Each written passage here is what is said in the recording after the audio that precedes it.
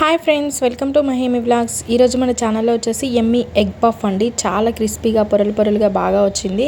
Egg puff అంటే ఎవరికి ఇష్టం ఉండదు చెప్పండి. చిన్న పిల్లల నుండి పెద్దవాళ్ళ వరకు కూడా అందరం ఇష్టపడుతూనే ఉంటాము. ఎగ్ పఫ్స్ వచ్చేసి మనము బయట తీసుకొస్తే అవి వాళ్ళు ఎప్పుడు బాయిల్ చేసిన ఎగ్స్ అందులో పెడతారో మనకు తెలియదు కదా.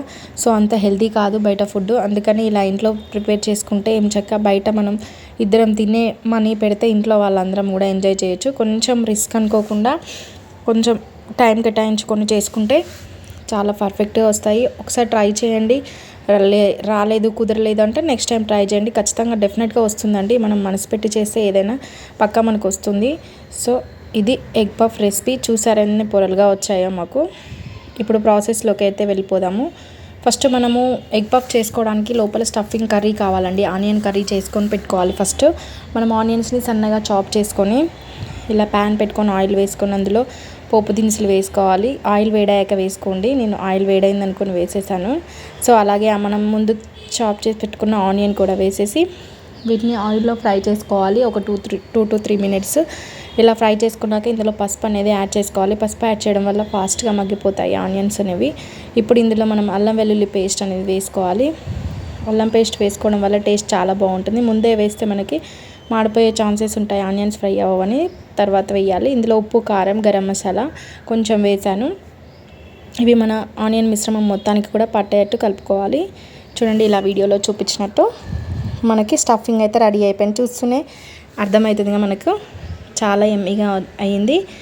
ఇప్పుడు మనం ఎగ్ పఫ్ చేసుకోవడానికి ముందు మెయిన్ బటర్ ప్లేస్లో మనం మైదా పిండిలో ఆయిల్ అనేది యాడ్ చేసుకొని ఇలా కలిపి పెట్టుకోవాలి. బ్యాటర్ వీడియోలో చూపించినట్లు చూడండి ఇలా ఉండాలి. బటర్ ప్లేస్లో మనం ఇది యూజ్ చేస్తున్నాం. మైదా పిండిలో ఆయిల్ వేసి ఇలా కలిపి పెట్టుకోవాలి.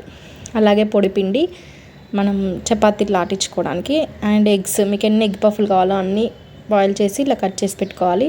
1/2 hour ముందే పిండి అనేది కలిపి పెట్టుకున్నాను. నేనైతే గోధుమ పిండి తీసుకున్నాను. మైదా అంత హెల్త్కి మంచిది కాదని గోధుమ పిండి తీసుకున్నాను. మీకు కావాలంటే 2 కలిపి కూడా తీసుకోవచ్చు.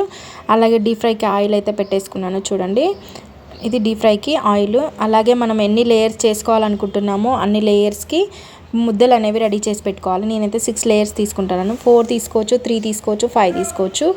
అలాగే ఇప్పుడు చూడండి ఇక్కడ వచ్చేసి మనం పొడిపిండి చల్లుకుంటూ ఇలా కిచెన్ ఫ్లోర్ పైన చేసుకుంటే మనకు చాలా పెద్దగా చేసుకోవచ్చు. అదే చపాతీల పీట పైన అయితే మనకు కొంచెం సైజే వస్తుంది కాబట్టి ఇలా కిచెన్ బండ ఉంటుంది కదా అంటే దానిపైన ఇలా చేసుకోండి. చూసారా ఇలా మనకు లోపల నుంచి వేలు పెడితే బయటకు కనిపించేంత పల్చగా చేసుకోవాలి. మనం ఎంత పల్చగా చేసుకుంటే మనకు పొరలు అనేవి అంత పర్ఫెక్ట్గా వస్తాయి, క్రిస్పీగా వస్తాయి. చూడండి ఇలా.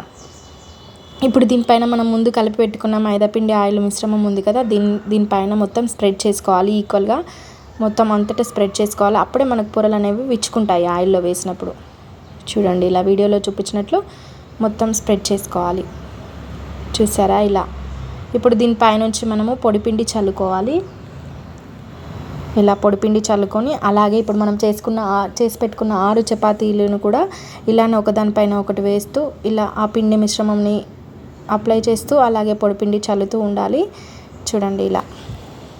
ఇదే మెయిన్ ప్రాసెస్ అండి ఎగ్ పఫ్లు పర్ఫెక్ట్గా రావడానికి. ఇది మనం పర్ఫెక్ట్గా చేస్తే మనకి ఎగ్ పఫ్ అనేవి చాలా పొరలుగా చాలా పర్ఫెక్ట్గా వస్తాయి. చూసారా అన్ని లేయర్స్ కూడా పెట్టేసుకున్నాను. ఇప్పుడు మనం నైఫ్తో కట్ చేసి ఎగ్ పఫ్ షేప్ని రెడీ చేసుకోవడమే. చూసారా ఇలా 4 భాగాలుగా చేసుకోవాలి. ఇలా 4 భాగాలుగా చేసుకొని ఇప్పుడు మనకి ఇలా 4 ఎగ్ పఫ్స్ అయితే అవుతున్నాయి అన్నట్టు. మనం ఇంకొంచెం పెద్ద సైజులో చేసుకుంటే మనకు 6 కూడా అవుతాయి. చూడండి ఇప్పుడు దీన్ని మనం ఎగ్ పఫ్ అనేది ఎలా ప్రిపేర్ చేసుకోవాలో అయితే చూసేద్దాము. చూడండి ఇలా దీన్ని గట్టిగా ప్రెస్ చేయకుండా కొంచెం మామూలుగా చపాతీ కర్రతో మరి కొంచెం ఇట్లా లైట్గా పైనుండి అనుకోవాలి. లేదంటే మనం గట్టిగా ప్రెస్ చేస్తే పొరలు అనేవి అతుక్కుపోతాయి. ఇప్పుడు దీనిపైనుంచి మనం ముందు ప్రిపేర్ చేసుకున్న కర్రీ మిశ్రమం ఉంది కదా దాన్ని పెట్టుకొని మనకు ఎంత కావాలంటే అంత పెట్టుకోవచ్చు అండి. చిన్నపిల్లలకైతే కొంచెం తక్కువ క్వాంటిటీ పెట్టవచ్చు. అలాగే ఇప్పుడు దీనిపైనుంచి కూడా మనము కట్ చేసుకున్న ఎగ్ ఉంది కదా ఎగ్ మొత్తం అయితే పెట్టడానికి ఉండదు. ఎందుకంటే ఆయిల్లో వేస్తే అది ఓపెన్ అయితే పేలే ఛాన్సెస్ ఉంటాయి కాబట్టి అయినా ఎగ్ పఫ్లో 1/2 ఎగ్ పెడితేనే బాగుంటుంది. ఇప్పుడు ఫస్ట్ లేయర్ మొత్తాన్ని కూడా ఈ ఎగ్ పీస్ అనేది క్లోజ్ అయ్యేటట్టు మనము పెట్టుకోవాలి. బయటికి కనిపించొద్దు ఎగ్ అనేది, ఎందుకంటే ఆయిల్లో వేస్తే మనకి ఆయిల్ పేలుతుంది. ఆయిల్లో వేస్తే ఎగ్ అనేది పేలుతుంది కాబట్టి ఇలా ఫస్ట్ లేయర్ తోటి మొత్తం క్లోజ్ చేసుకున్నాక ఇక పైనుంచి ఇలా ఆ మిగతా లేయర్ని కూడా కొంచెం వాటర్ తడి చేసుకొని చేతితో ఇట్లా స్ప్రెస్ చేసుకుంటే చూడండి మనకి ఎగ్ పఫ్ అనేది రెడీ అయిపోయింది. చూసారా, నాకైతే 4 ఎగ్ పఫ్స్ రెడీ అయిపోయాయి. ఇప్పుడు మనము డీప్ ఫ్రై చేసుకోవాలి. చూడండి ఇలా డీప్ ఫ్రైకి అయితే ఆయిల్ పెట్టుకున్నాను. ఆయిల్ అనేది హీట్ అయింది. ఇప్పుడు ఎగ్ పఫ్ ఇందులో వేస్తున్నాను. ఇలా ప్యాన్ వెడల్పుగా ఉంటే తీసుకుంటే మనకి 2 పడతాయి. చిన్న సైజులో ఉంటే 1 పడుతుంది. అందుకని 2 వేసుకోవాలి. ఇంకా ప్లేస్ ఉంది, 3 కూడా పడతాయి, కానీ అంత ఫ్రీగా ఫ్రై అవ్వవు. సో అందుకే 2 వేసుకోవాలి. మనం మీడియం ఫ్లేమ్లో పెట్టి ఒక సైడ్ ఫ్రై అయిన తర్వాత మరొక సైడ్కి నిదానంగా టర్న్ చేసుకోవాలి. చూడండి, మనం పొరలు ఎక్కువ పెట్టాం కాబట్టి కొంచెం ఇలా నిదానంగా చేసుకోవాలి. చూస్తేనే మీకు అర్థమవుతుంది అనుకుంటే ఎంత బాగా ఫ్లఫీగా పొంగింది కనిపిస్తుంది మనకి.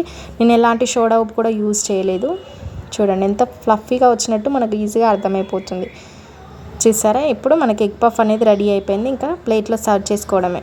చూడండి, మీకు చూస్తేనే అర్థమవుతుంది కదా ఫ్రెండ్స్, ఎంత పొరలుగా వచ్చింది అనేది. పొరలు అయితే చాలా బాగా విచ్చుకున్నాయి. ఇంతే, ఎగ్ పఫ్ అయితే ప్లేట్లో సర్వ్ చేసేసుకున్నాను. మీరు తప్పకుండా ట్రై చేయండి. మా ఎగ్ పఫ్స్ మీకు ఎలా అనిపించాయి అనేది ఖచ్చితంగా కామెంట్ చేయండి. మీరు ట్రై చేశారా లేదా అనేది కూడా కామెంట్ చేయండి. ఒక లైక్ ఇవ్వండి. Thank you. Bye bye.